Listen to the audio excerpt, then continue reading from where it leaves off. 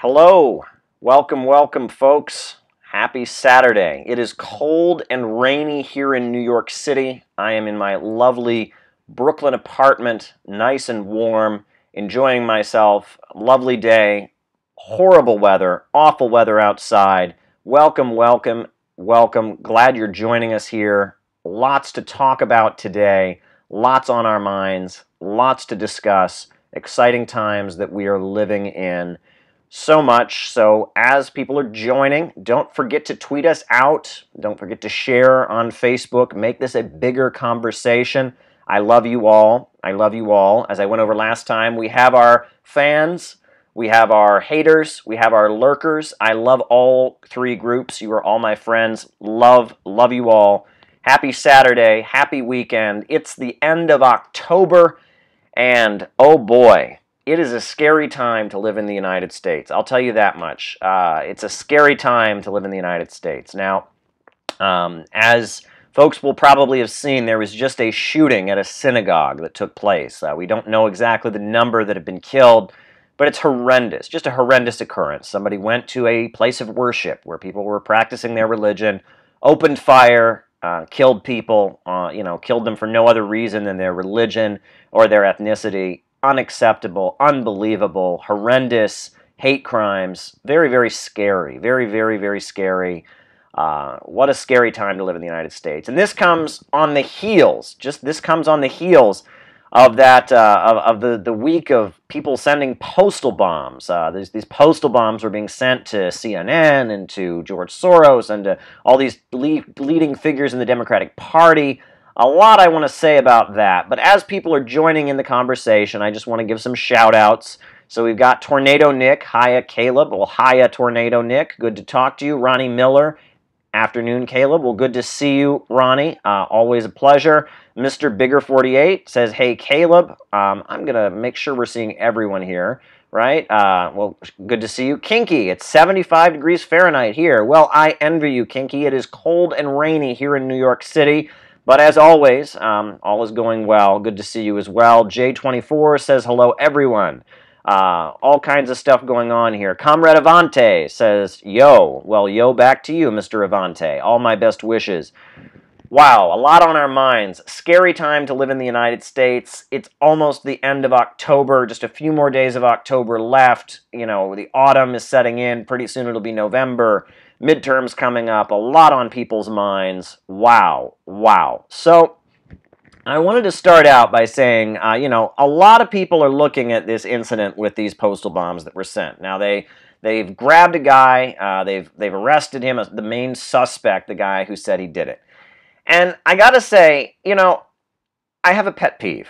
I must say, I have a pet peeve. Anytime anything happens in the United States, no matter what it is, immediately, all over the internet, everyone says, false flag, false flag. It was a false flag. It didn't happen. The government staged it, false flag. Anything happens.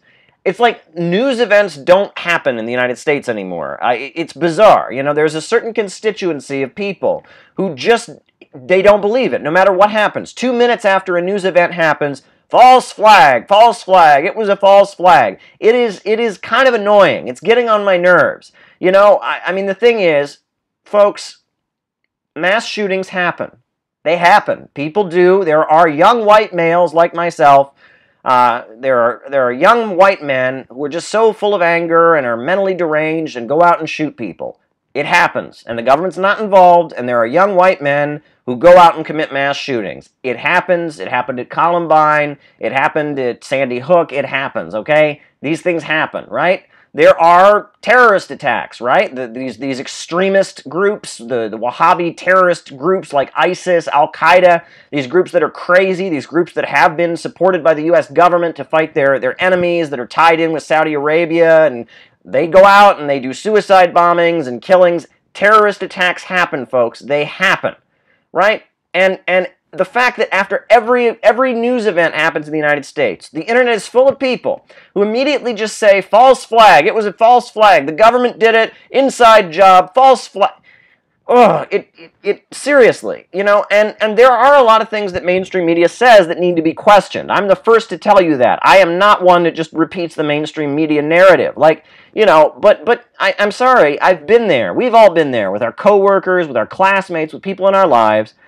And you say to them, hey, these allegations they're making against the Syrian government about chemical weapons, they don't exactly add up. And they go, oh boy, false flag. There's Alex Jones over there. Oh boy, yeah, you're one of those. Okay, it was the Illuminati or the lizard people. And no, I mean, you can't have a real conversation. It's like you either believe what mainstream media says or you go nuts. Right? Because it's like a light switch. It's either, mainstream media, CNN is absolutely right, or, the Illuminati and the thing up on the thing, and then the lizard people and space aliens, and it's unfortunate. You can't have a rational conversation because of the way these things are laid out. And it's annoying, right?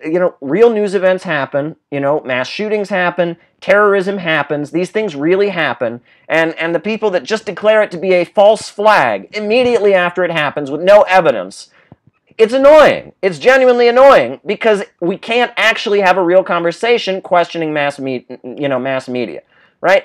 I am not one of those people that just screams false flag. And I'm not saying false flag about any of these news events that have happened this week, mind you. Not saying that. So if anyone tries to misquote me and say that Caleb said false flag, Caleb Maupin said it was a false flag, that's not what I said. That is not what I said, right?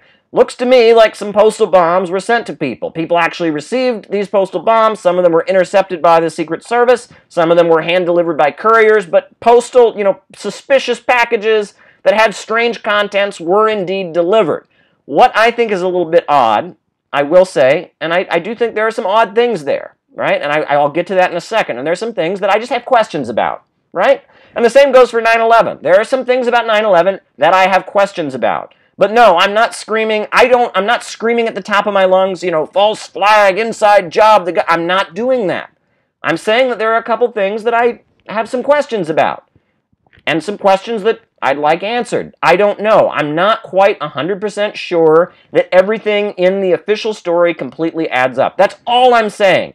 And the problem is, you can't say that anymore because the internet is full of people who just scream, false flag, it was an inside job, based on nothing, based on this kind of gut-level distrust of the government, and you can't have a rational conversation. So I've honestly got a question. I think it was a little bit weird. I do. I think it was a little strange the way that the Justice Department, had that press conference after they arrested the guy. It was a little weird, I must say, that they said these were not hoax bombs. These were not hoax bombs. That's a little bit weird, I mean, why did they do that, number one? I thought that was a little bit weird. I also think it's a little bit weird that we're to believe that this was done by a man who lived in a van and was basically starving and struggling to survive. It's quite expensive to send lots and lots of packages, right?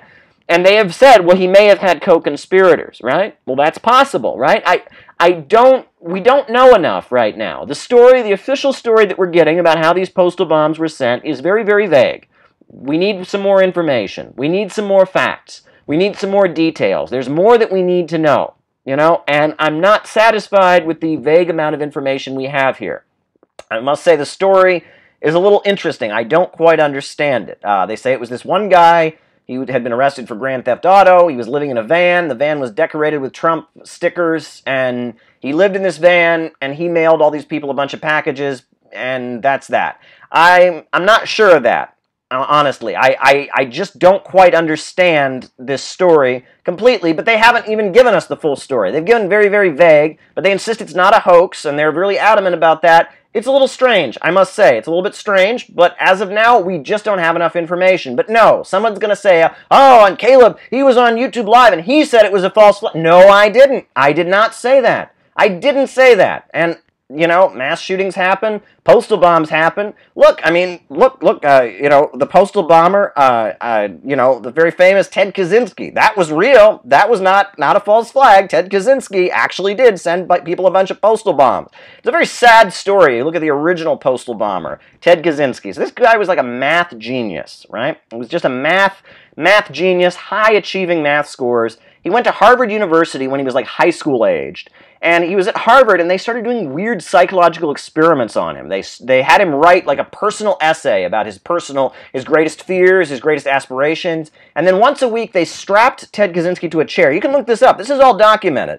They strapped Ted Kaczynski to a chair and would belittle him and verbally abuse him while they studied the reactions of his body. He had electrodes attached to him, and they studied the reactions of his body while they were verbally abusing him. Now that's going to have, you do that to a week to a teenager once a week, for like 2 years. That's going to damage them. That's going to damage them. So decades later, he was up in the mountains, he was up in the woods in a cabin, and he ended up sending postal bombs to people. And the Ted Kaczynski case is fascinating. Again, not a false flag, not a government conspiracy. It was just a guy who'd had a hard life, a guy who was exceptionally intelligent, right? A math genius who'd had a hard life and had basically been tortured in psychological experiments, went off the deep end, went crazy, and carried out, all these killings and terror. I believe he's facing life in federal prison. This guy, Ted Kaczynski, famous case. And his postal bombs, I will say they did detonate, and people did die. It's a fascinating case. You look at that whole thing.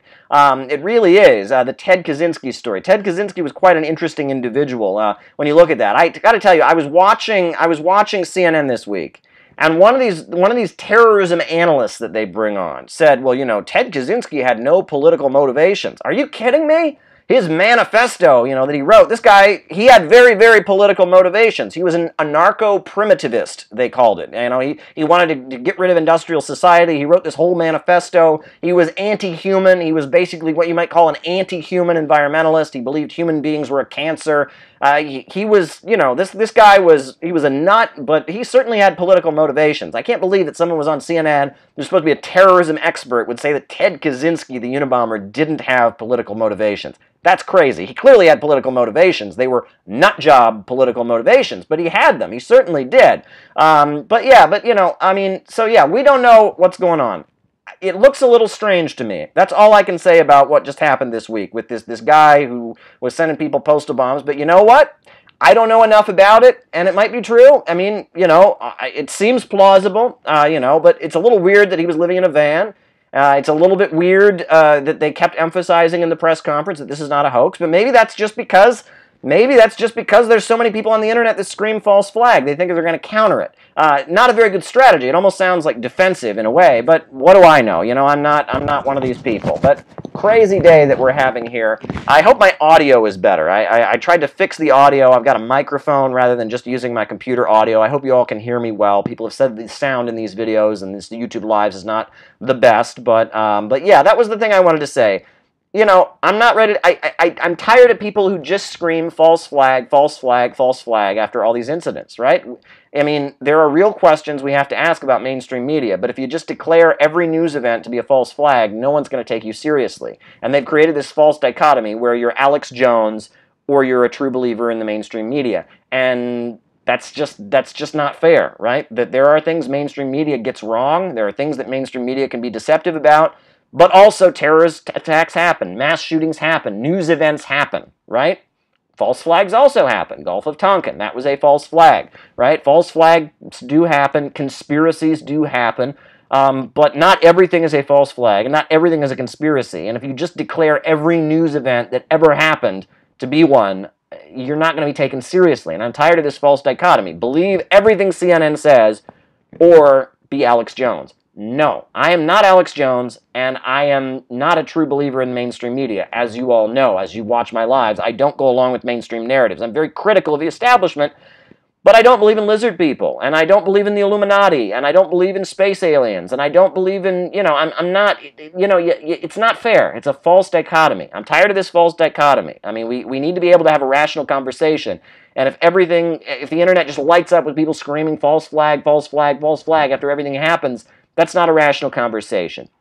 That's where I'm at. And again, I mean, it breaks my heart to see this horrendous attack on a synagogue. People that were just practicing their religion were targeted on the basis of their religion and ethnicity. Somebody just went there and started shooting and killed a bunch of people while they were carrying out their religious service. I mean, unbelievable, unacceptable, unacceptable. Anti-Semitic hate and violence. Unacceptable. I mean, this is, it's just awful. I mean, it's horrendous, and my heart goes out to the people who were killed and to their family members. And I'm so. It's a scary time to live in the United States. It's a scary time to walk around the streets of New York. I walk around the streets of New York. I've lived here 7, 8 years now. When I walk around the streets of New York, you see crazy people, right? You see people that are talking to themselves or whatever. I mean, that's just part of New York City life. I've been seeing a lot more of it lately. It's a little bit weird. There's something in the air. There's something in the atmosphere. Things are just, are just not right around there. There's something in the air. There's something in the stratosphere. There's some bad energy going around. That's all I got to say. That lately things are just not doing so well. I don't know what it is, but it's again, New York City. You're going to see people talking to themselves. You're going to see people walking around who want to get in a fight with somebody. I mean, you see that every so often. But lately, I've been seeing a lot more of it, and a lot more just kind of anger from everyday people on the street. I don't know if it's the fact that the subway service here is awful. I mean, you wait for 20 minutes for your train to come. It's just horrendous. I don't know if that's what it is. I don't know if it's the economy. I don't know if it's the political atmosphere, the hostility with everyone, the Trump people being so mad and hating everyone who doesn't like Trump, and the anti-Trump people hating everyone who supports Trump. I can't tell you what it is, but there is something in the atmosphere in the United States and in New York City right now that is not good. There are some bad vibes in the air, as many people say. There are some bad vibes in the air, and I don't know if it's just New York City. I've been here, I'm seeing it, I'm smelling it. There's something bad in the air. As I think William Shakespeare put it, something wicked this way it comes, that was from Macbeth, or then you got Hamlet, Prince of Denmark, something rotten in the state of Denmark. I think there is something rotten in the state of Denmark, something wicked this way comes. There's something in the air that's not good. I'll tell you that. I'm getting bad vibes lately. I'm walking around. I'm seeing a lot of angry people. I'm seeing a lot of people that are upset. I'm getting bad vibes from the universe. I'll tell you that something is not good. And then on top of that, you see these postal bombs, and you see this horrendous racist shooting. Something is bad. Something smells bad in the atmosphere. I'll tell you that much. I'm glad to be here in my safe, lovely Brooklyn apartment, but it's a scary world out there. I'm sorry to be Mr. Negative. I love you all. You all are my friends. You're watching this live. We're having a conversation here on Saturday. I'm not here to scare you or make you feel bad. I'm just telling you how I feel, that something's a little off, and I hope that whatever's in the universe kind of adjusts and that things get better. So let's see what people are saying in the chat here. Stay safe, Caleb, says Shelley Davis. Well, thank you, Shelley. I wish you the best. Lisa Hauserman. Hey, Lisa. Good to see you, Lisa. Congratulations on everything. Right? What else are people saying here in the chat? It's so strange that even though the right wing lately always wins in everything, they get more resentful. Well, everyone's getting resentful right now. Things are just not going very well in the United States right now. E-Deb says, hello, Lisa. Well, same there. Kinky says Trump is the bad energy.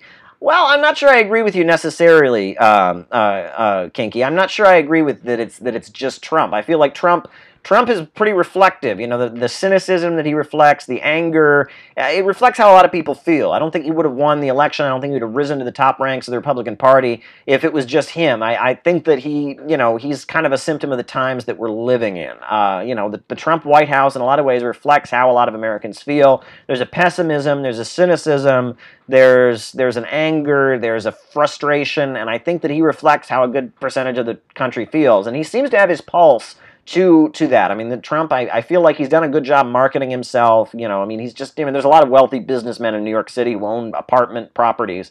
But Trump, he has an ability to kind of be tuned into what people feel. And that's kind of been the secret of the White House from the beginning. So I feel like he's a symptom. He's not the cause. But I can understand why you might feel that way. A lot of what he says is just horrendous. And, I certainly didn't vote for Donald Trump. I'll put it that way. Dostoevsky says, is the CPUSA really communist? Well, I'm not here to talk about other political parties. I've studied the history of the Communist Party extensively, and I gave a class on it 2 or 3 years ago, and then the class, I turned it into a book. It's actually a book that I published. You can buy it on Amazon.com, The Rise and Fall of the U.S. Communist Party. And I actually then included a lot of appendixes where I included a lot of actual documents from the Communist Party. So you can see how they've evolved and shifted over the years. It's one of my more popular texts. You can get it on Amazon.com. I would recommend it. Rise and Fall of the U.S. Communist Party by Caleb Maupin. And it's not like an official history. It's the text of a class I gave, and then it's a lot of official texts from the Communist Party history. I think you ought to check it out if you really want to see how they've evolved and shifted and all of that. I know some people in the U.S. Communist Party. They're friendly folks. I don't agree with them on everything. We don't see eye to eye on a lot of issues, but I think they're good people. They have good intentions. I'm not a member of any political party at this point. I'm an independent journalist. I give some classes here and there.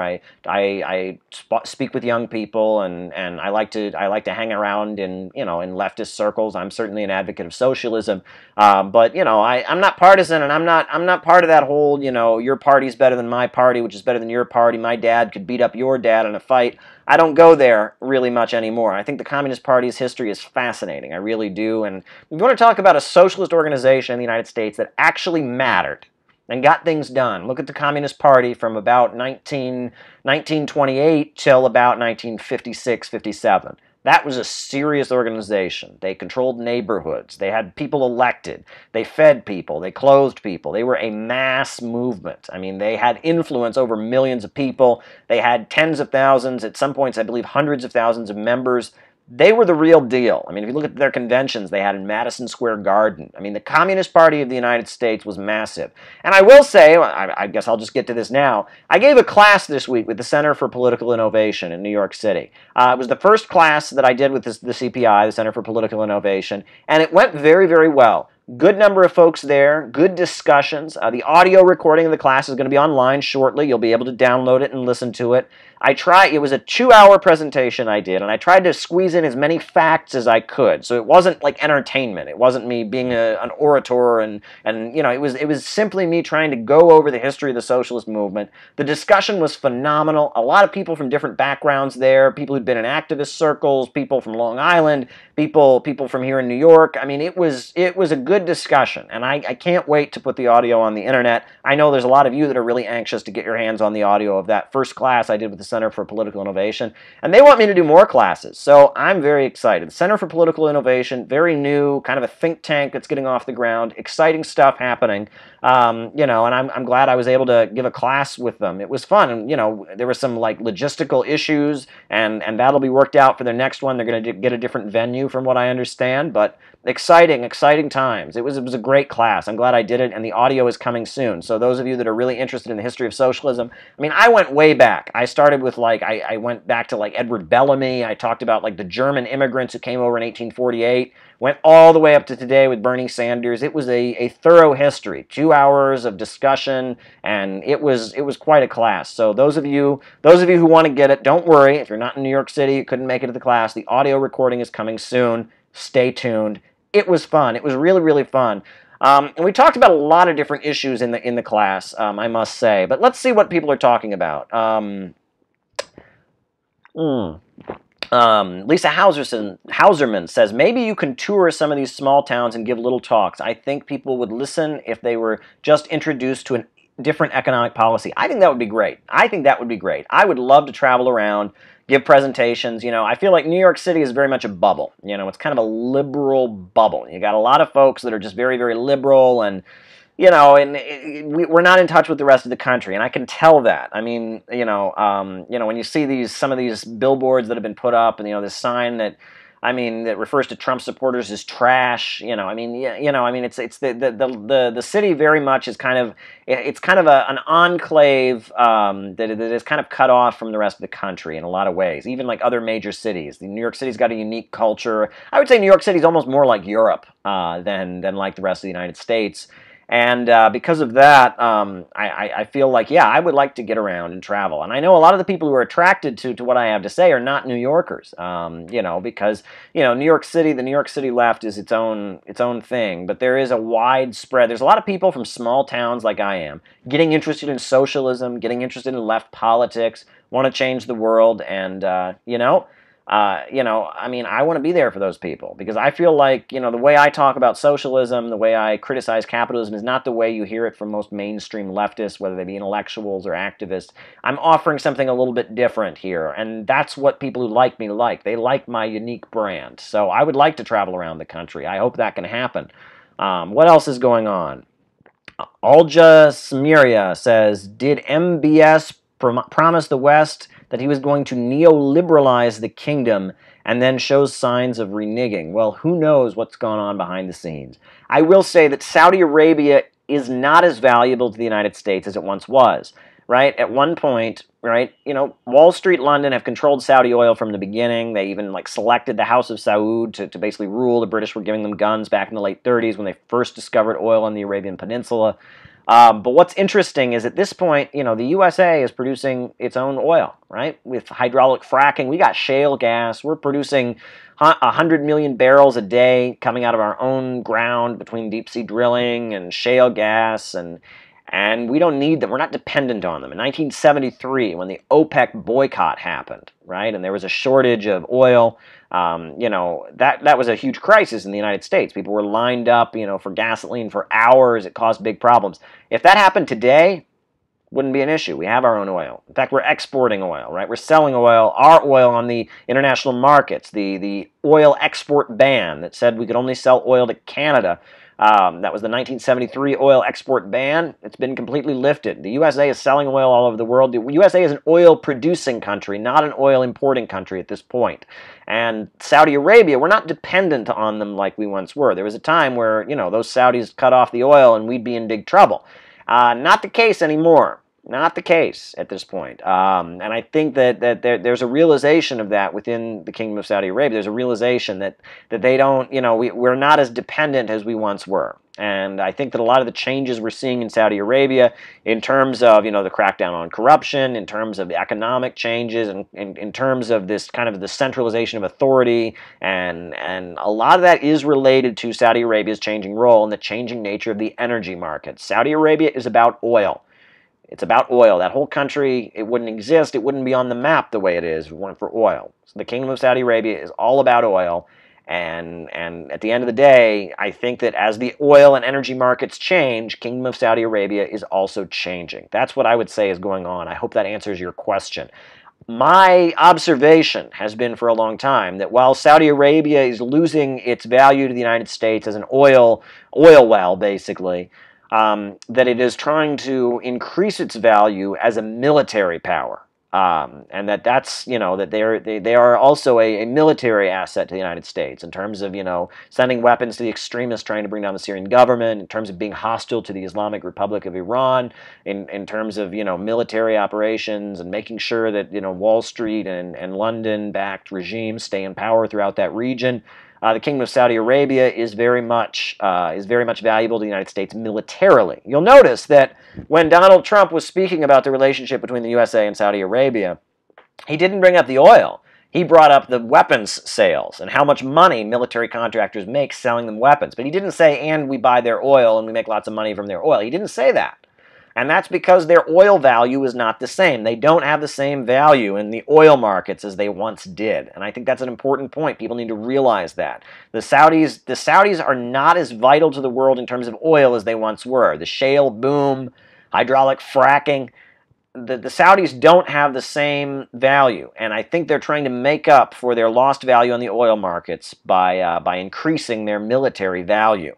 And that's why we're seeing a rise in, I mean, the country's always been an autocratic monarchy. You get on the wrong side of the monarchy, you get your head cut off. It's always been an authoritarian place, Wahhabism.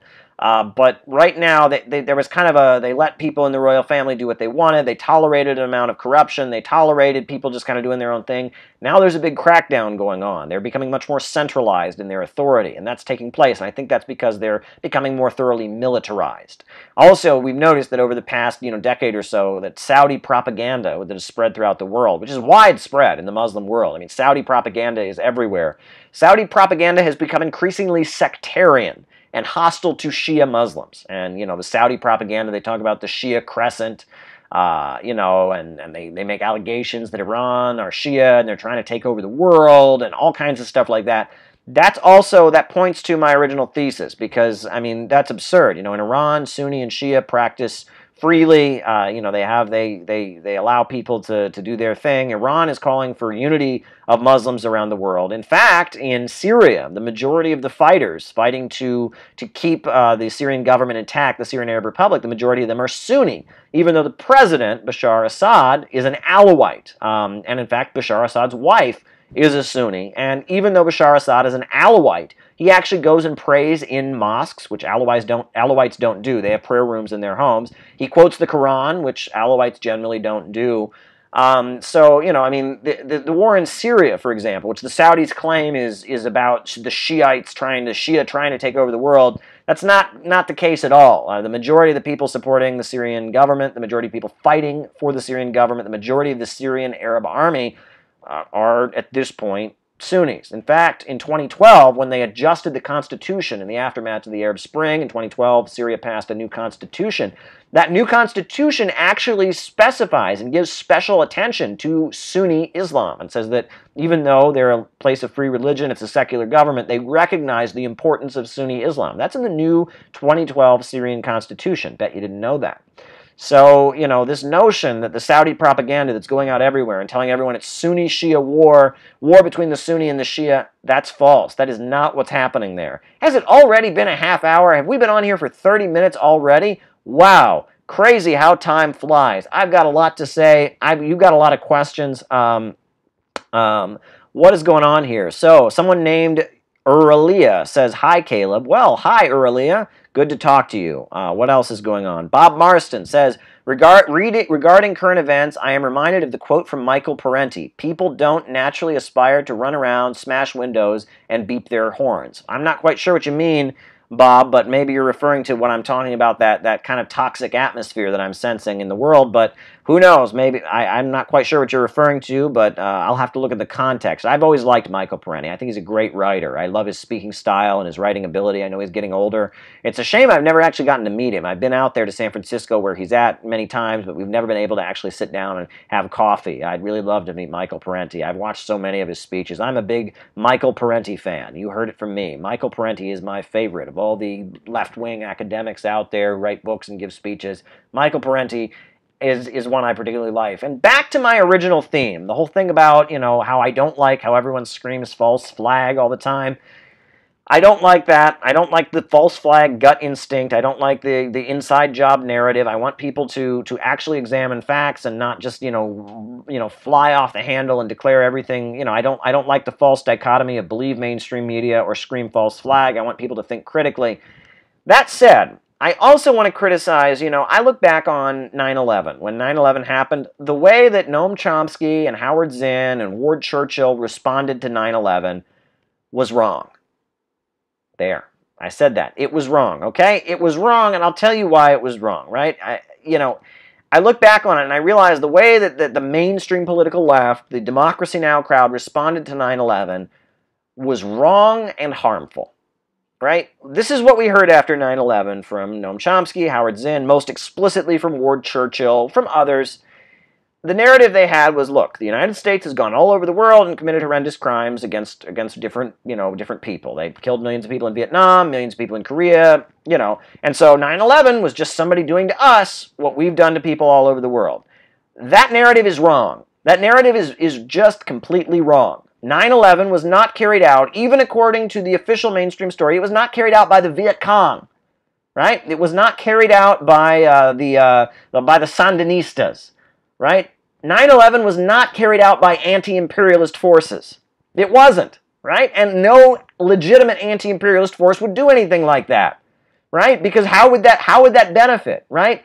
If you look at the official story of 9/11, right, I don't want to get into conspiracy theories and questions and all that. Even if you look at the official story, the people who carried out 9/11 were forces that were intimately involved with the Kingdom of Saudi Arabia, Wahhabi fanatical religious extremists, right? The kind of religious extremists that the USA, one of them being Osama bin Laden, fomented in Afghanistan to topple the People's Democratic government there in the 1980s. The kind of forces that the USA fomented in Chechnya to hurt the Soviet Union and later to try and break apart Russia. right? The kind of forces that after 9/11 the United States supported in Libya to bring down Muammar Gaddafi, the kind of forces that the United States has been fomenting in Syria, those are the forces that, even according to the official story, carried out 9/11. Al-Qaeda, people linked to Saudi Arabia, Wahhabi religious extremists. Those forces are not anti-imperialists, right? 9/11 was not revenge for the Vietnam War. It was not revenge for the sanctions that killed children in Iraq. 9/11 was not anti-imperialist forces taking revenge. That's not what happened. What the left should have said about 9/11, what they should have said about 9/11 was, we have a policy in the United States of going around the world and creating chaos. And some of the chaos that we created seems to have come home. That's what should have been understood there. And we should have made clear that our leaders, by supporting Al-Qaeda and Al-Nusra and trying to topple independent governments around the world and supporting the kind of people that carry out these horrendous attacks, are not keeping us safe. They want to clear the market for Wall Street. They want to maintain a monopoly for the billionaire elite. And in order to do that, they're unleashing chaos in the world. And it's not just terrorism. It's not just the Wahhabi extremist terrorism around the world. You've also got the drug cartels, right? Nicaragua, Guatemala, Honduras. You know, the USA has been in those countries trying to prevent the rise of independent governments in Central America. And as a result, arming people, you know, supporting paramilitaries and groups that are involved in the drug trade. And now, you know, we've got a huge border crisis. We've got drug cartels. We've got, you know, again, it's the same policy. You know, the drugs are not being shipped into the United States by the Sandinistas as revenge for our horrendous policy in Nicaragua. The drugs are being shipped into the United States by groups that originated among the Contras, among the forces supported by the United States, sent into Nicaragua to create chaos, and some of that chaos blows back at us. Right? That's what needs to be said. That Osama bin Laden is not an anti-imperialist. Was never an anti-imperialist. Al-Qaeda are not anti-imperialists. You know, these forces are not anti-imperialists. And this was not revenge for this was not, you know, that essay that Ward Churchill ended up getting fired for, that Fox News went crazy over, right? And I mean, and he shouldn't have gotten fired for writing it. I mean, he had tenure, he had freedom of speech. But that essay, some people push back. The Ward Churchill essay. If you read that essay, he talks about how, as a result of U.S. sanctions put on Iraq that resulted in 500,000 Iraqi children starving to death or dying from lack of medical care, you know, that it was a horrendous policy, that all these people died in Iraq, and the USA was trying to topple the Iraqi government and committed, you know, horrendous, you know, crimes with these sanctions that were put on Iraq, and you know, and then Ward Churchill is writing like the day after 9/11 or a few hours after 9/11, he's saying, oh, look, some people push back. No! No! The Saddam Hussein government did not carry out 9/11. 9/11 was carried out by Saudis and by Al-Qaeda and by the forces that were sent. You know, it was not the Ba'athist Arab Socialist Party of Iraq that carried out 9/11. It was people like bin Laden, people that we've armed and supported, people the U.S. government has unleashed in order to fight against people like Saddam Hussein, against secular nationalist governments. Completely wrong narrative, right? He's completely missing the point.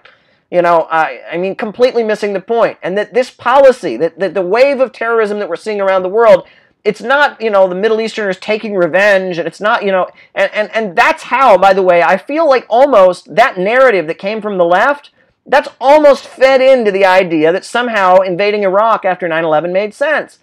Because it fed into the idea that these forces that attacked the United States on 9/11 were anti-imperialists, were Muslim resistance fighters or something. They weren't. Al-Qaeda, Al-Nusra, the jihadists, the Wahhabis, those folks are not anti-imperialist. Those forces are used consistently. Go all over the world. Show me a place where they are not on the same side as the U.S. government. Chechnya, Afghanistan, Syria, Libya. You go down the line. These forces have always been trying to topple the very governments that the United States has been trying to topple. These forces are not anti-imperialist forces. It's just like in Central America, how in order to bring down legitimate anti-imperialist governments, the United States armed, you know, death squads and paramilitaries and drug dealers. In the Middle East, we've been arming jihadists and Wahhabis and extremists. That's the policy. And Wahhabi extremists and jihadists are nuts, and they kill people and they murder people. And just like as a result of arming terrorists and extremists in Central America, we've now got a crisis of people fleeing their homes and refugees, and we've got a huge flow of cocaine and crack and all kinds of drugs in our country. just like, some of our chaos has come to the United States, just like that, we've also got a problem with now some of the terrorism that the USA has been unleashing to try and topple independent governments. Some of that terrorism is now flowing into the United States. That narrative that, right after 9/11, and there was an older woman, a very, very well-known activist in California, and she was an older woman, and, I give her a pass. She made a great contribution, but her name was Yuri Kochiyama, a progressive activist. She was very old at this point, but she gave an interview in which she actually tried to say that Osama bin Laden was like Malcolm X, and he was like bin Laden, or he was like, that he was some kind of anti-imperialist. He was like Ho Chi Minh. No, he wasn't. He worked with the United States to bring down the government of Afghanistan. He was working with the United States to topple Gaddafi. He was working with the United States to topple independent governments. He was in with the Saudis. The bin Laden family is one of the wealthiest families in Saudi Arabia. They have a state monopoly on construction, right?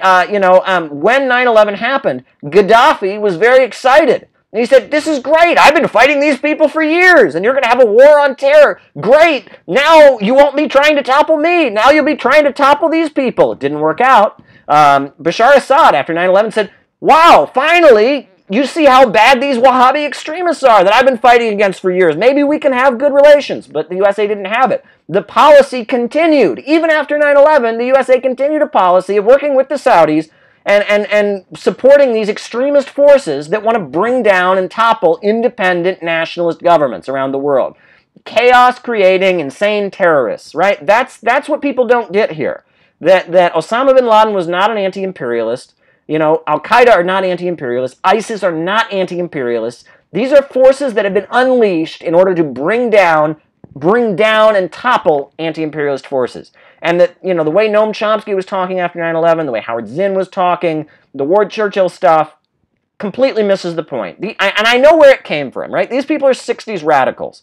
And they're thinking like this is the Vietnam War. And they're marching through the streets chanting, ho, ho, Ho Chi Minh, the NLF is going to win. That's not the situation we're in. That is not the situation we're in. That was not what was happening on 9/11. And on 9/11, we were not attacked by anti-imperialists. We were attacked by forces unleashed by imperialism. That's the point. At no point could you call Osama bin Laden an anti-imperialist. The ISIS fighters, terrorists, they're not anti-imperialists. And legitimate anti-imperialists would understand that something like 9/11 would not advance their goals in any way. So we need to throw out that Noam Chomsky narrative. As much as I don't want to get into the false flag stuff, right? That stuff, people who just scream false flag and everything's, and it's all about radio controlled. Stop that. Stop that. Right? So I'm against that. But I'm also against this whole, oh, well, it was just, it's the same thing we've done to people and now they've done it to us. No! That's not what happened. Wow, I'm worked up. What a Saturday afternoon. I hope you all are still with me. Oh, wow, what's going on here? Kinky says, is the chaos we cherish mostly a pretense for selling arms? Well, it's not just that. It's about bringing down independent and nationalist governments. I actually wanted to talk on here about Nicaragua a little bit and what's going on with this caravan. A lot to talk about. Let's see what else people are saying. The policy has been in place since the 50s, says Amanda Schrader. Yes, it's evolved, though. I mean, for a long time, you had the USA supporting, like, kind of, dictators. People like Pinochet and, dictatorships around the world, to try and, suppress, communism. And you had the USA, like, building up kind of stable anti-communist regimes. Now that's not the case. Now it's just unleashing chaos. So the policy has evolved and shifted. When there was an actual, solid Cold War going on, there was a policy of trying to stabilize, allies of the United States. That especially the Kennedy administration pushed that. That's a whole other point. Aljai Smiria says Michael Parenti gave a great talk, Conspiracy and Class Power in the 1990s. And yes, conspiracies happen, folks. Conspiracies legitimately happen. False flags do happen, right? There's histories of them. And we shouldn't just rule them out. And that's one pet peeve I have. The same kind of forces that were just repeating this narrative about 9/11 that was incorrect, they were also it's like they don't understand. For example, there are divisions within the ruling class, right? Now, and after the movie JFK came out, so you had Noam Chomsky and Howard Zinn basically denouncing the movie JFK. The Oliver Stone movie, because they said, oh, Kennedy did the Bay of Pigs invasion. Kennedy was, he was not good. Well, he wasn't good in a lot of ways. There were a lot of bad things that Kennedy did. But that doesn't mean that other forces in the American ruling elite wouldn't maneuver against him. That doesn't by definition make it so that therefore therefore there was no conspiracy to kill him just because he wasn't a good guy, or just because he wasn't a pure anti-imperialist, right? And that argument, again, you're not even arguing with facts at that point. You're just arguing ideology. It's a little bit weird when people have like an ideological narrative and the world just it fits into it. I've had people argue it's just you have to look at the instances. Yes, members of ruling classes do kill each other. Military coups happen, struggles, Bonapartism. Nixon was not assassinated, but he was removed from office. And you can bet there were a lot of people in the American ruling class who wanted to remove Richard Nixon, right? And does that mean that Nixon was good? No, it means there were contradictions within the American ruling class. For example, I was reading the Wall Street Journal today, and this came up, it came up in my class earlier, when Richard Nixon was removed. Richard Nixon had ties to a guy named Daniel Patrick Moynihan, who was a big opponent of neoliberalism, a big supporter of the welfare state. Daniel Patrick Moynihan and Richard Nixon were actually advocating a guaranteed minimum income for the U.S. public, right? Well, you can bet even within Richard Nixon's own party, there was mass opposition to that. Right? Richard Nixon took a lot of moves economically that were somewhat progressive, and most of the American ruling elite didn't like it. Plus, Richard Nixon had a policy of recognizing China. He aligned the United States with China against the Soviet Union, and he had détente with the Soviet Union, meaning he was hostile to them and all that, but he had a policy of not escalating the arms race, and he had détente with Brezhnev and negotiated. See, again, there were ways that, that Nixon was brought down because sections of the ruling class did not like him. Right? And that doesn't mean Nixon was good. I don't support Nixon. Nixon killed millions of people in Vietnam. Nixon told the FBI to take the gloves off and go after the Black Panthers. There are contradictions within the ruling class that play out, right? That does not mean that just because sections of the ruling class don't like somebody does not mean that they are good. And that, this narrative that, Kennedy couldn't have been killed because he did the Bay of Pigs invasion, so therefore there was no conspiracy to kill him, that narrative is ridiculous. You're imposing your ideology on the world. What, the ruling class only kills people if they're anti-imperialists? I beg to differ. I really beg to differ. What else is going on? Ronnie Miller said, I heard there's right-wing militias going to the border to try and stop the caravan. Hey, guys, I want to slow down here. I'm talking very loudly and very fast. I want to take a drink of water and talk about that. I've got a lot to say about that.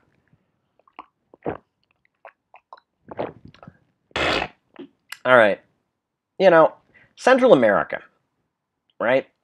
Nicaragua, Honduras, Guatemala. There's a lot of very, very poor people in these countries, right? And there's a lot of people that are very, very poor.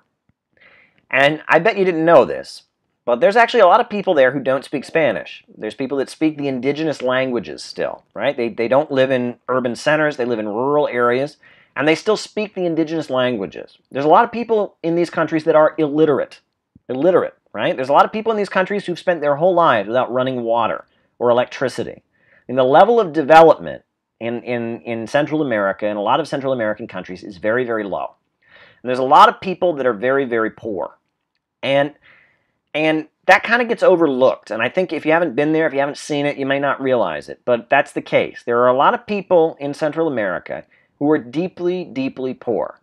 And for the last 50, 60, 70, 80 years, there has been an attempt by the people in the Central American countries to bring in governments that would bring them out of that desperate and dire poverty, right? You can talk about Arbenz in Guatemala in the 1950s. You can talk about, about the Sandinistas, which are back in power in Nicaragua and doing really good things after, decades of civil war. You can talk about, we had Manuel Zelaya, the president of Honduras, until 2009. He was removed by a coup, most likely, which was approved by Hillary Clinton. I know she had just become Secretary of State. It was a bloody coup, right? Since the 2009 coup, Honduras has had one of the highest murder rates in the entire world. I think Haiti's murder rate is higher, but it's one of the highest murder rates in the entire world. The country is a mess. The efforts by Manuel Zelaya and the socialist government there that were happening in 2009 to try and bring people out of poverty have just, been dismantled completely. People are desperate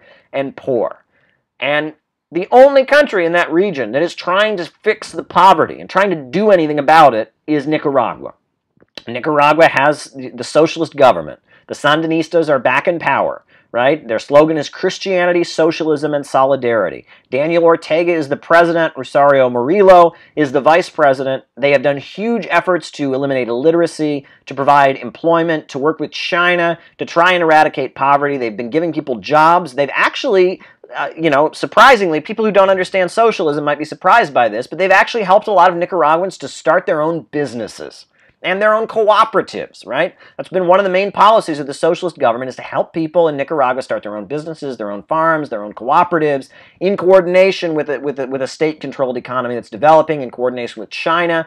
The Sandinistas have been trying to move, Nicaragua out of poverty. But the government of Honduras, the Wall Street-imposed regime in Honduras, has not been doing that. And you'll notice the last two big elections they had in Honduras were surrounded by protests and uprisings and demonstrations, because a lot of people really did believe that those elections were not fair. There was fraud going on. People thought that Nasrallah, it was rigged to keep Nasrallah from winning. Last time they thought that Xiomara Castro, they thought it was rigged to keep her out of there. There have been riots in the streets after these elections. The people of Honduras very much want to elect a government that will try and bring them out of poverty. And the United States and Wall Street and London have been doing everything they can to make sure that there's a puppet government in power in Honduras that keeps the country in a state of chronic poverty. That said, there's this caravan now of people from Honduras coming to the U.S. border. What's going on here, okay? Well, I mean, the implication is somehow this is like a protest against Donald Trump. I don't buy it. To Donald Trump's base, he's sending troops to the border. He's being militaristic there at the border. He looks great, right? Oh, look, this crowd of dirty, dangerous people are coming. I'm your hero on a white horse. I'm going to protect you. I'm making America great again. I'm building a wall. To Trump, if he blocks this caravan from coming in, he looks great. He looks great to his base. Meanwhile, these people who are coming, they're the ones who are actually in danger. Right? They're in danger. I mean, could there be an incident at the U.S. border where people are hurt very badly or killed? It's possible. Is it possible that they could come, to the U.S. border, and then when they get there, they come in, and then they end up in one of these horrendous detention facilities, right?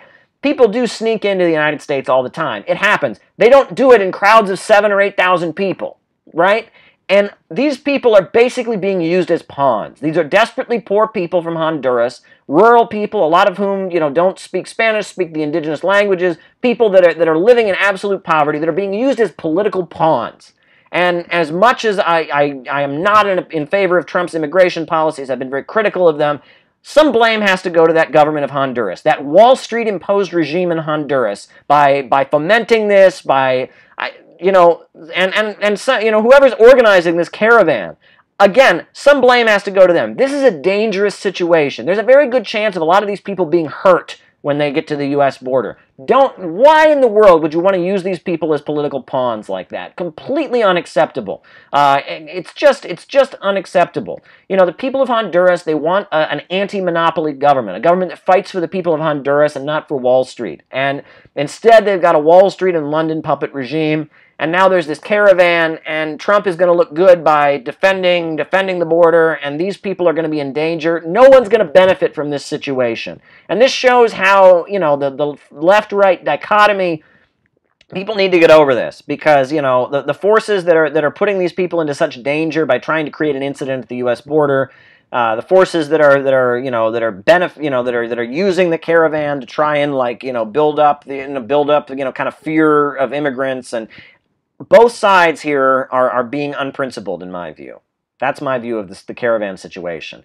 And it shows the need for a government like they have in Nicaragua. A government, meanwhile, that's being demonized. No government's being demonized. Are they demonizing the government of Honduras that's, left the people in utter poverty, that disappears left-wing journalists all the time, the highest murder rate, one of the highest murder rates in the world? Are they demonizing them in American media? Oh, no. No. You'll never hear anything critical of the government of Honduras. But the government of Nicaragua, people are calling it fascist. There are these protests that were going on. Daniel Ortega's a dictator. How is he a dictator when the people overwhelmingly vote for him in elections monitored around the world? Folks, I was reading in the Wall Street Journal today. They had an op-ed about democratic socialism, how no such thing as democratic socialism has ever existed. That's what they said. The democratic socialism is a myth, they said. It never existed in this op-ed in the Wall Street Journal. And I had to chuckle because, That's the thing. No matter what a socialist government does, if it's a legitimately socialist government, they will call it a dictatorship. Right? Right? Venezuela, take that for an example. 1999, Hugo Chavez was democratically elected as the president of Venezuela. In Venezuela, there are multiple political parties. I've been there. I've seen it. There are advertisements condemning the government on TV. There are opposition protests all the time that are allowed to go on. The rich and powerful control a lot of the media in Venezuela, right? But somehow, I mean, Venezuela doesn't even have the death penalty, mind you. They got rid of the death penalty in the 1800s. They don't even have the death penalty. They don't torture people, right? The government freely permits opposition. But yet they're called a dictatorship. Oh, it's a brutal dictatorship. Why? Because the banks, factories, and industries are being controlled by the people. Because they are moving towards socialism, as they put it, it's a dictatorship.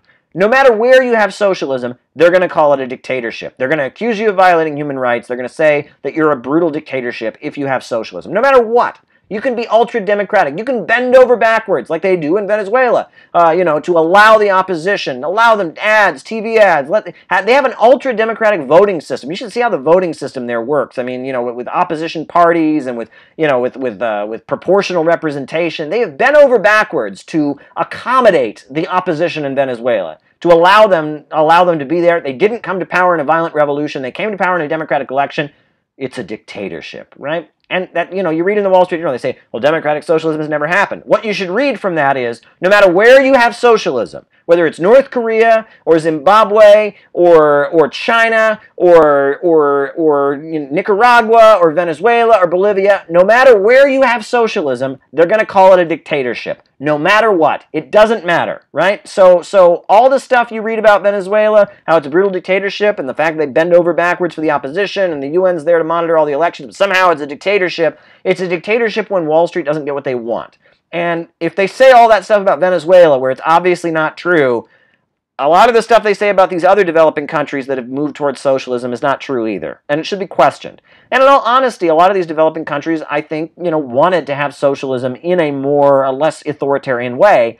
And then they discovered that there was going to be all-out war against them, and they had to tighten up and be authoritarian. Let's not forget that when the Russian Revolution happened, there were three political parties. All the parties that accepted the new Soviet constitution were allowed. The Bolsheviks, the left Mensheviks, and the left Socialist Revolutionary Party. But pretty soon, everybody who was sensible moved into the Bolshevik Party, and then the left Menshevik Party and the left Socialist Revolutionary Party became centers of counter-revolution. One of the left Socialist revolutionaries shot Vladimir Lenin. And then, by 1921, you even had a ban on factions within the Bolshevik Party. For the Soviet Union to survive in the face of an onslaught, in the face of a blockade, in the face of global capitalism trying to topple it, they had to become very authoritarian. That's the reality. Socialist countries often have the choice of, being overthrown and collapsing or becoming somewhat authoritarian, and that happens. And that's the reality. And this is not desirable. And that's the other thing. I think a lot of people on the left, they get into like this stage where they will try to tell you the Soviet Union wasn't authoritarian. No, the Soviet Union was a very authoritarian country. It didn't have the level of free speech we have here. It didn't have the level of of openness that we have in the United States. But that's not because they were bad. That was imposed on them. That when countries are in conditions of fighting for their life, anywhere you go in the developing world, you're going to have authoritarian governments. That democracy and freedom is based on a level of economic development. And the way Wall Street and London operate is by trying to keep countries in states of chronic poverty. The only way to really have democracy and freedom is to raise people up from poverty and increase the level of development. That democracy and freedom are based on a level of economic development, right? No one in the world talked about human rights or freedom until like the 1400s in Europe. Why is that? Were people just evil until then? No. Try having absolute total democracy and subsistence farming at the level of economic development they had in the year 1000. It would be impossible. Right? That in order to have enough stability, things can loosen up, that you need a level of economic development. The economic relationship between human rights and freedom and the level of economic abundance and stability of a society, that relationship is never discussed. The way human rights is discussed in the USA, it's like, hey, the level of freedom that we have in the United States at this time is the level of freedom people should have all over the world at all times. That's absurd. And you'll notice, mind you, that the level of freedom in the United States is starting to decline as the level of economic development in the United States starts to decline. For example, as our wages are going down, as poverty is increasing, as the opioid crisis increases, as things become less stable, our freedoms are gradually starting to disappear in the United States, right? I mean, a lot of the stuff, a lot of this, the 1960s, there was this fight for civil liberties. A lot of that stuff is eroding, right? I mean, you hear about high school kids. I mean, high school kids getting arrested for, they wrote a poem at their school and somebody thought it was violent and they get arrested. That wouldn't have happened in the 60s, right? I mean, the stuff that's going on now with the NSA listening to our phone calls, the fact that, the police brutality, that people are seeing, it's being video recorded and all of that. This is an escalation of a police state in response to an economic decline. As our standard of living and the level of stability in U.S. society declines, our level of freedom is declining. Right? That freedom is related to the level of stability in a society and the level of economic abundance. When societies are very prosperous economically, and when there's no danger of them being overthrown, when they're not at war, when they're in a state of kind of peace and they're economically abundant, the level of freedom goes up. And when countries are under attack, and when they're extremely poor, and when there's cartels and terrorists on their border, and they're having to militarize everything and all of that, they become very, very authoritarian. And that this relationship, that's the reality. That it's not a moral issue. It's not good countries have freedom, bad countries have dictatorship. That's not how it works. That's just not how it works. That's not a materialist understanding.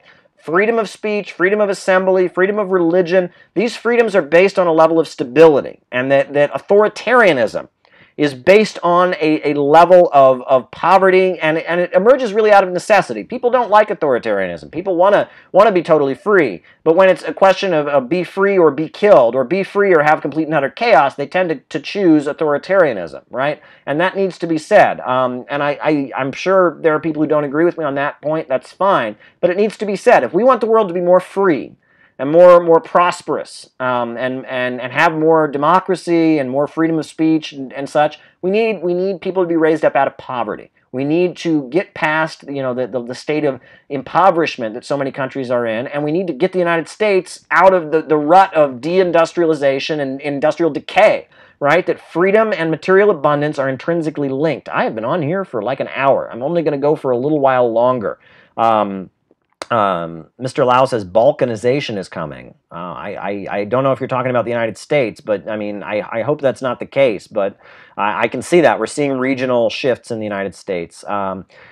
What's going on here? Amanda Schrader says, that one is the most profound thoughts. Freedom is directly proportional to stability. Well, it's true, and that's a materialist argument, right? And that's what needs to be said. The Marxist understanding of materialism, of historical materialism, is very important, right? The ability to analyze history economically is very important. People get caught up in all of that, and I think that's why that's the contribution of Marx and Engels, is that they looked at world history and they talked about the struggle to raise the means of production. They talked about phases of development, economic systems, historical epochs. That understanding of history is vitally important. What Marx was writing about in Capital and his earlier works, analyzing human civilization, his manuscripts, his economic manuscripts of 1844, that was very profound. Now, that said, I am going to criticize Marxism a little bit, but I'm going to criticize modernity, really.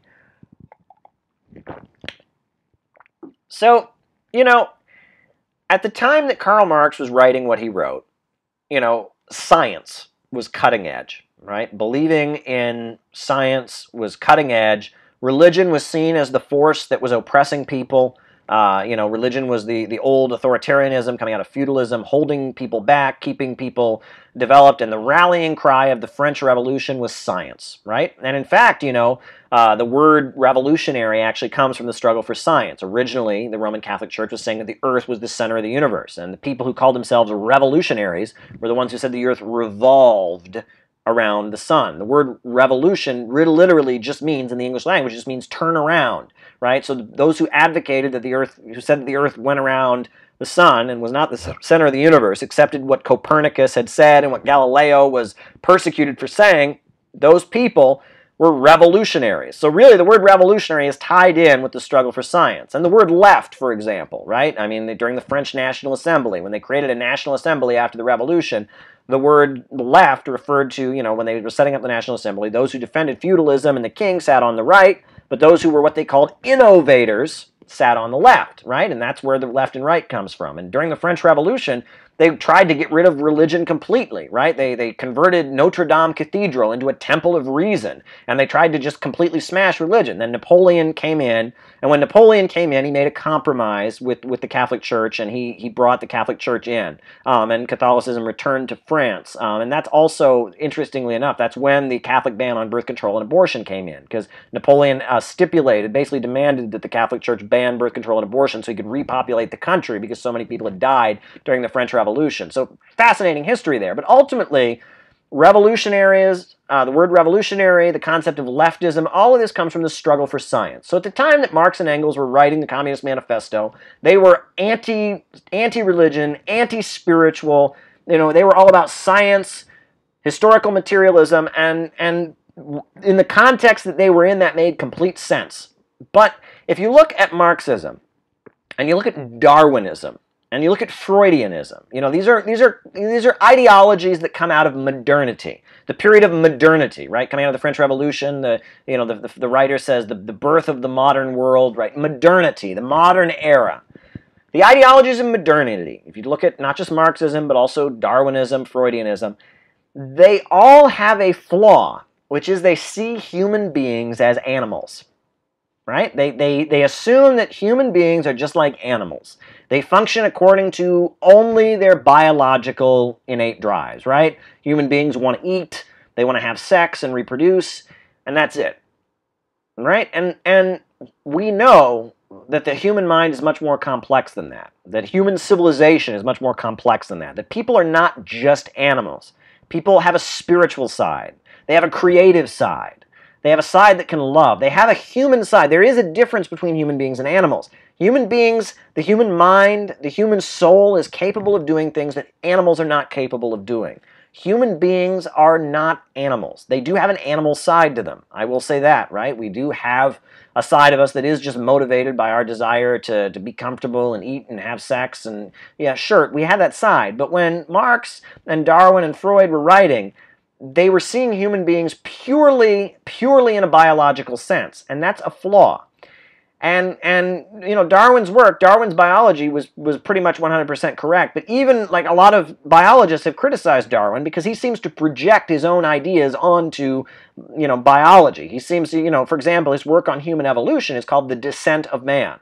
Right? And if you look at it, he seems to believe that somehow his concept of natural selection, it's like gradually, the human being is like the culmination of all evolution. It's all leading toward human beings. And immediately Darwin's theories were picked up by the colonialists to promote biological racism and to try and say that, oh yes, we British people and we white people in Europe are the most advanced race, and these other people are closer to animals, and so we're going to colonize them, right? And that Darwinism, it's like that Freudianism that assumes that human beings are all just, everything's about sex somehow, right? If your life is unfulfilling, it's somehow related to sex. No matter what happens, it's somehow related to sex or your desire to eat, and even Marxism with its economic determinism. All of that, excludes the possibility and the reality that human beings are capable of more than just biological desires. People have spiritual desires. People will die. People will go out and die for ideas that are bigger than themselves. People will work against their own interests to advance causes that they think are right. Marxism does not explain how you get a Che Guevara, somebody who grew up in a very, very comfortable life, but then went out and risked their life in war and ended up dying, trying to organize peasants in an uprising, right? And that even after he led a successful revolution in Cuba, wasn't satisfied. Had to go out in the jungles and fight some more, right? How do you get a Che Guevara? Marxism can't explain it. Darwinism can't explain it. Freudianism can't explain it, right? How do you get people that go out and make sacrifices? How do people fall in love? And I'm not just talking about biological sexual attraction. How do people actually fall in love? The ideologies in modernity that dismiss human beings as biological animals, they're wrong in that sense. However, in the context, it was an advance compared to feudalism that did not ever take into account human beings, where it was you have a soul and there's this holy book, and it was this dogmatic Christianity that was used to justify feudal authoritarianism. you know, in that context, it made sense why they would go to the other extreme and say, no, we're going to look at humans biologically, and we're going to be scientific, and we're only going to, you know, historical materialism and economic determinism and biological reduction. You can understand why they made that mistake, right? That society was pushing a very, very primitive narrative rooted in spiritual explanations and theology. So they rebelled against it by coming up with a narrative of human history that was explained only in biological and material terms. However, it still doesn't take into account that there is a difference between human beings and animals. Human beings are creative. Human beings have the ability to love. And Jack Ma, the brilliant, and I would say Jack Ma is a Marxist, right? He's influenced by Marxism. I don't know his political beliefs, but when I saw him speak in Sochi, and I mean, that man is influenced by Marxism. He understands historical and dialectical materialism. And you know, Jack Ma talks about the fact that we're at the point where at this point in the world economy, anything that can be done by a machine can be done by a machine, right? That our whole educational system, the way we train people, is about making people mechanical, making people like machines. And we don't need that anymore. With the computer revolution, with artificial intelligence, with data technology, we don't need humans that are like machines anymore. We don't. There's no need for human beings to be like machines any longer. What we need is the human side of human beings, that special human side of human beings to be maximized. We need human creativity to be maximized. We need the ability to love and human emotions to be maximized. We need the human side of human beings in a new economy, because anything that can be done by a machine, anything that requires a machine-like mentality, absolute discipline and obedience, a machine can do it, right? A machine can do it, and that's what needs to change. Is that you know, in the new economy, all we've got is our humanity, right? And that the mechanicalism and all of that, the drive to make people into good assembly line workers is not going to be necessary anymore. So the whole way we interact with children and raise children, the whole way human beings interact with each other is going to have to be changed, because we're getting in an age beyond industrial production. So a lot to think about there. What are people saying? I'm going to go pretty soon. No need for all that woo, says AK-47. Well, hey, you know, it's a lovely afternoon here, and I'm just living my life trying to do what I can. I would argue the problem is viewing our status as animals as something that can be described as mere, says Thomas Durrance. Not quite sure what that means, but hey, we've all got our opinions. Jack Ma is a little iffy to me as well. Well, I mean, I don't know him personally, and but his speaking is very inspiring. And this is, if you look at the presentations he's making, he has a Marxist and historical materialist understanding of reality, and that's very clear. Someone's asking me, what do I think about Jason Unruhe's video on climate change? Haven't had a chance to watch it yet, but I will watch it. It's worth watching. I'm curious. Quantum mechanics and idealism, Caleb, says AK-47 Communist. Well, hey, I stay away from quantum mechanics, right? I remember there was a guy named Mike Gimbel, a very brilliant sports statistician, right? He's got like a profile on ESPN. And I was in a political group that he was also in, and I remember he wrote this book about physics that I read, Dialectical Materialism versus the New Physics. And I know nothing about physics. I know nothing about physics. I read his book. He makes an argument that the new physics of Einstein and all of that is not true and is a distortion and is disproved by Marxian dialectics. I'm not going to comment on that because I don't know anything about it. But I will say that Mike Gimbel, I mean, this is somebody, I mean, he's got no college degree, and he is one of the most brilliant sports statisticians that there is. He was Moneyball before Moneyball, and he's also a Marxist. And he argues that he makes these Marxist arguments about physics. And there's another book called "The Big Bang Never Happened" by Dr. Eric Lerner. And he makes similar arguments. And I don't know enough about physics. I know nothing about physics. Nothing about physics. So I can't take a stand on any of this. It's fascinating to me.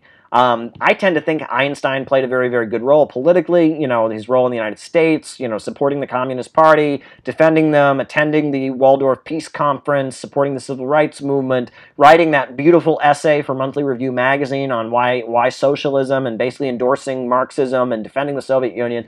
I tend to have a positive view of Albert Einstein. But these guys who are Marxists, and get into quantum mechanics and string theory and all of that, they make a very strong argument that I have no way of understanding. They make a Marxist case against that stuff. I'm not going to endorse it because I don't know enough. And, you know, I mean, if the whole scientific community is behind Einstein and all of that, you know, you're kind of on thin ice when you try to say they're wrong. But I don't know enough about it. I did read Mike Gimbel's book. I didn't understand it because I don't know enough about physics. But he's somebody that I respect.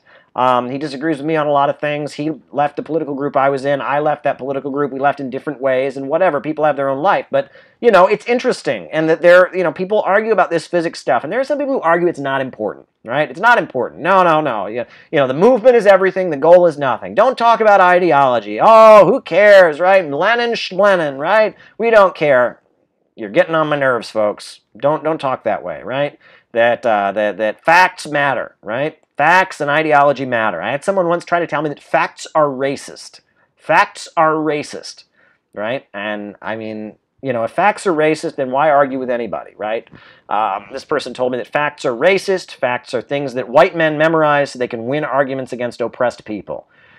I mean, there's plenty of oppressed people I know who are very good at facts and memorize facts and win arguments with them too. And that mentality, this kind of, you know, it's defended in terms of ID poll, but it's really just left anti-intellectualism, is very problematic, I will say. And it gets under my nerves. And I endured it quite a bit for a long time, and it's really one of the most annoying things. I'd never thought in a million years I'd be in a Marxist group and they'd, you know, think I was a freak because I read Marx too much. You know, I mean, it's just something wrong with these people. These people who just want to go and have rallies and protests and don't care about what it's all about. You know, I mean, maybe you should join the Democratic Party. I mean, if you just want to have rallies and protests, I don't understand why one would join a Marxist group and be opposed to studying Marxism. I don't get it. But, you know, again, you know, I'm not in charge, and who cares anyway? I'm just doing my own thing. I'm giving my own classes, and it's fun, and the audio recordings of my classes will be online pretty soon. So good times happening here. It's not that I'm against science, just some of the folks, says Mr. Lau. Hey, you can do whatever you want, you know. Hey, stop it with the microaggressions, Caleb, says Sam Gittins. I'm sorry. I hope I haven't hurt your feelings, Mr. Sam. What's going on? Einstein's favorite book was ISIS Unveiled. It's really cool that the world-renowned scientist who also into the occult. Was he really? Was he into the occult? I don't know about that. You know, I've heard religious fundamentalists quote him to try and argue for the existence of God, and I've heard people that are distorting that quote. And, you know, I've even had people tell me I shouldn't say that Albert Einstein was a socialist because, oh, everyone invokes Einstein. Well, Monthly Review magazine, he wrote that essay endorsing socialism. He was a socialist. But there are a lot of people that use Einstein for their own agendas, and you know, he has the reputation as being the world's smartest man. So you have to be careful with that. But Monthly Review magazine, 1949, 1948, he wrote this essay. He spoke at the Waldorf Peace Conference. He donated lots of money to the Communist Party's Defense Council at the Smith Act trials. He was a leftist. He was completely a leftist, I'll tell you that. He absolutely was a leftist. He was not a member of the Communist Party, but he was sympathetic to them, especially during the McCarthy era, and that essay he wrote for Monthly Review speaks for itself. But I'm careful about invoking Einstein, and there are a lot of people who invoke him falsely. That is absolutely true. There's a lot of people who try to project all kinds of things onto him, and he's very useful because he's considered to be the world's smartest man. And was he really the world's smartest man? You know, that point should be debated. What does smart really mean, folks? What does smart really mean, right? He was a great physicist, obviously, but, you know, I mean, there's different kinds of intelligence. There's verbal intelligence, people that are very good at speaking, right? They're very, very good at speaking, but there's some people you'll meet that are very, very verbally intelligent. They can speak and you think they're great, but deep down they ain't that smart. You get to know them very well, they ain't that brilliant, but they're good talkers, right? Or, you know, you have people that are like math geniuses. They're amazingly brilliant, but when it comes to interacting with people, they just can't do it, and so their smart just stays inside their head the whole time. Or you have people that are really good at getting along with people, have amazing social skills, but you know, I mean, you know, they don't, you know, they can't, you know, I mean, there's different kinds of intelligence. So I'm a little weary of the people who say Albert Einstein was the smartest man, because how are you measuring smart? You know, there could very well be somebody who was better, had the capability of being better at physics than Albert Einstein, who lived in the middle of a jungle someplace in the underdeveloping world, one of those people that doesn't even speak Spanish in Honduras, that lives up in the mountains and doesn't have running water and electricity, and we'd never know about it, right?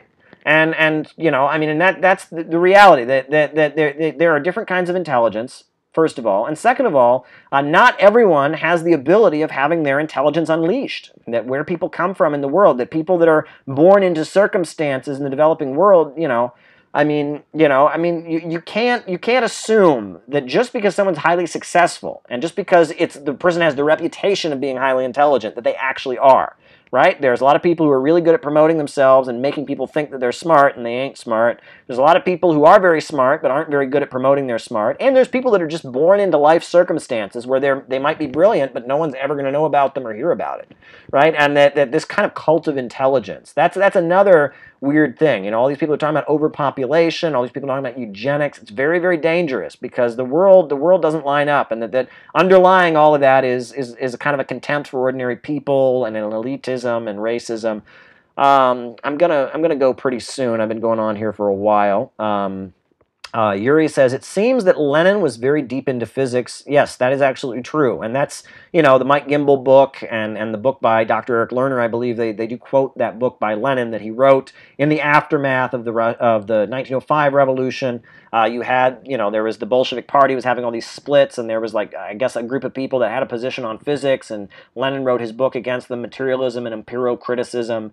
And, that is certainly important. And in the history of the Bolshevik Party, the history of the Communist Party of the Soviet Union that Stalin basically published, he wrote a lot of it in 1936. You read it, there's a lot about that book in there and how important the Bolsheviks felt physics was, right? The Bolsheviks really felt that this argument that they'd had about physics in 1906, 1907 was really important, right? They place a lot of importance on it. The Bolsheviks really felt this debate they had about physics was really important. So, again, all these people who say, oh, it's just about the movement, man, and, don't read books, we just go to rallies and, with the people in struggle, they don't know what they're talking about. The Bolsheviks, they were not an anti-intellectual crowd, if ever. They believed in making their action count. They weren't a debating society, as Lenin always put it.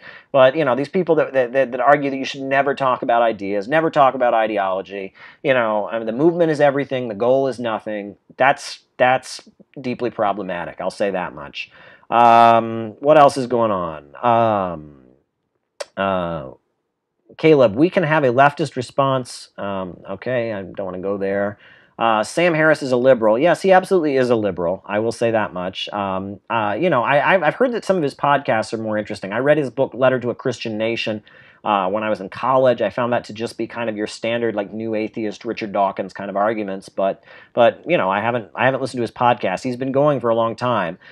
Shelley Davis says the most important smart is in creative problem solving. Without that, we'd all be living in caves. Amen, Shelley Davis. The ability of human beings to be creative and to think of new things and to be, that's really what we've got on animals. That's the difference between human beings and animals, is our ability to make technology and be creative and change the world. And on that point, I am going to end the live. I'll say that I love you all. You all are amazing. You all are my friends. I'm glad you joined me here on a Saturday. I care about you all deeply. I love you all. I love you all, my fans, my haters, my lurkers. I love you all. It's a lovely day. It's raining and pouring. It's freezing cold here in Brooklyn. Those of you that are living in places with better weather, you're very lucky. It's a lovely day here. I love you all. I care for you all. Thanks for joining me here. And, there's a lot going on. We want to make this conversation bigger. We really do. We want more people involved with the ideas that we're discussing here. Please, share the videos on this YouTube channel. Please subscribe if you haven't subscribed. Please try and make this a bigger conversation. If it's just me talking at my computer, this isn't going to go anywhere. But you all are involved in this. You all care about this. You like what we're doing here. Let's make this bigger. Let's make this have an impact. Let's make this not just a drop in the bucket. Let's change the world. Let's change the world by thinking critically, analyzing the world, understanding world events, and trying to build a better world for our people, right? There's so much going on. So many people in the world are suffering. Let's build a better world for humanity. I love you all. I care for you all. It's a lovely day. October is ending. I hope things calm down. I hope whatever this dark atmosphere in the universe is, I hope it fades away, because the world is a scary place lately. And I'm hoping that things will just kind of cool down a little bit, because these are scary times that we're living in. I'll tell you that much. So with all my love, with all my care, shout out to all of you. You're all special to me. I love you all. Have a happy Saturday. This is the end of October. Thank you very much.